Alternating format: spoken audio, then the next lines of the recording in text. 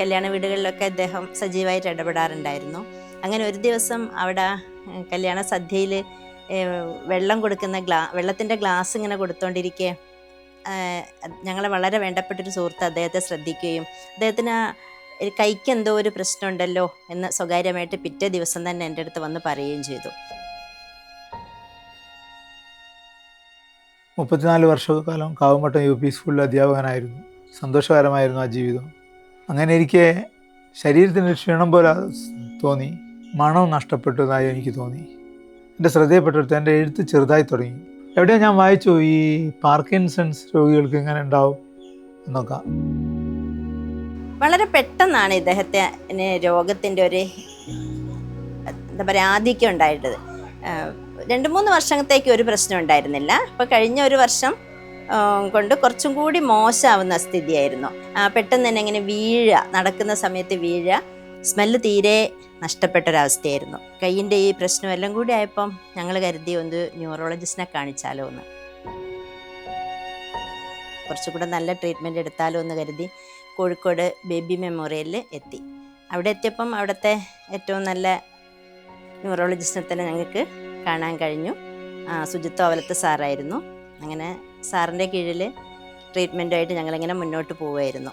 അങ്ങനെ 1-2 കൺസൾട്ടേഷൻ കഴിഞ്ഞപ്പം ഒരു ദിവസം സാറ് പറഞ്ഞു, മെഡിസിൻ ഇങ്ങനെ ഒരുപാട് ഉപയോഗിക്കുന്നതിനേക്കാളും നല്ലത് നമുക്കൊരു ആധുനിക ചികിത്സാ രീതിയുണ്ട്, DBS എന്ന് പറയുമെന്ന് പറഞ്ഞു.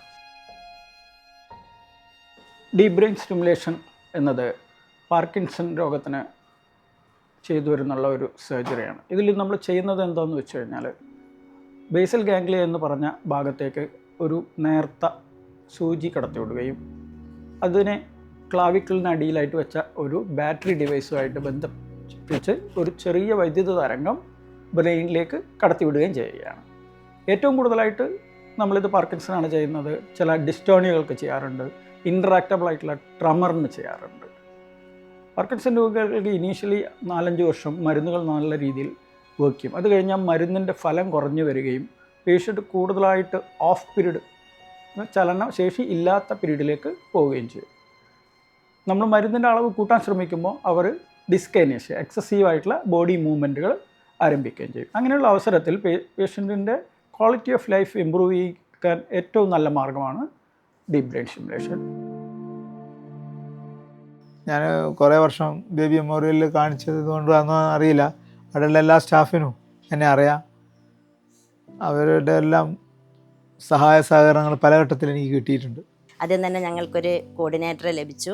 കോർഡിനേറ്റർ വളരെ നമ്മളെ വീട്ടിലെ അംഗത്തെ പോലെ ഞങ്ങളെ കൂടെ നിൽക്കുകയും, ഞങ്ങൾ ഹോസ്പിറ്റലിൽ എത്തുന്നതിൻ്റെ 10 മിനിറ്റ് മുമ്പ് അദ്ദേഹത്തെ വിളിച്ചു. അദ്ദേഹം ഞങ്ങളെ കാത്ത് അവിടെ തന്നെ ഉണ്ടായിരുന്നു. ഞാൻ കണ്ടപ്പോൾ തന്നെ ചോദിച്ചു ഞങ്ങളെങ്ങനെ മനസ്സിലായി എന്ന്. അത്ര വളരെ സജീവമായിട്ട് ഞങ്ങളെ കൂടെ ഞങ്ങൾ വരുന്നവരെ ഉണ്ടായിരുന്നു. അദ്ദേഹത്തിൻ്റെ ഇതുകൊണ്ടും ഹോസ്പിറ്റലിലെ മറ്റെല്ലാവരും തന്നെ എന്തോ ഒരു പ്രത്യേകത. എത്രയോ ആളുകൾ കയറി ഇറങ്ങുന്ന ആശുപത്രിയാണ് എങ്കിലും ഞങ്ങൾക്കവിടെ ഞങ്ങളെ വളരെയധികം പരിഗണനയോടുകൂടി തന്നെ അവിടുത്തെ ഡോക്ടേഴ്സും സ്റ്റാഫും എല്ലാവരും തന്നെ പരിഗണിക്കുകയും വേണ്ട രീതിയിലുള്ള എല്ലാ ചികിത്സയും അവിടെ നിന്ന് ലഭിക്കുകയും ചെയ്തിട്ടുണ്ട്. നമ്മളിപ്പോൾ യൂസ് ചെയ്യുന്നത് 25 ഇയേഴ്സ് ബാറ്ററി ഡ്യൂറേഷൻ ഉള്ള, എസ്പെഷ്യലി ഒരു 50-60 വയസ്സുള്ള ഒരു രോഗിക്ക് നമ്മൾ ഒരു 25 വർഷം ബാറ്ററി ഡ്യൂറേഷനുള്ള ഒരു ഡിവൈസ് ഇംപ്ലാന്റ് ചെയ്യുമ്പോൾ അയാൾക്ക് ആ ഒരു ഇനീഷ്യൽ ഇൻവെസ്റ്റ്മെൻറ്റ് മാത്രമേ അതിൽ വരുന്നുള്ളൂ. DBS കഴിഞ്ഞതിന് ശേഷം നന്നായിട്ട് നടക്കുന്നതിനൊന്നും അത്ര വലിയൊരു പ്രയാസമൊന്നും അനുഭവപ്പെടുന്നില്ല. ഇപ്പം ഞാൻ സന്തോഷവാനാണ്. എനിക്ക് ഇനിയും തുറന്ന് കുറേ കാലം ജീവിക്കാമെന്നുള്ള ഒരു ആത്മവിശ്വാസം, ഒരു കോൺഫിഡൻസ്, ഒരു സെൽഫ് എസ്റ്റീം ഒക്കെ ഉണ്ട് ഇപ്പോൾ.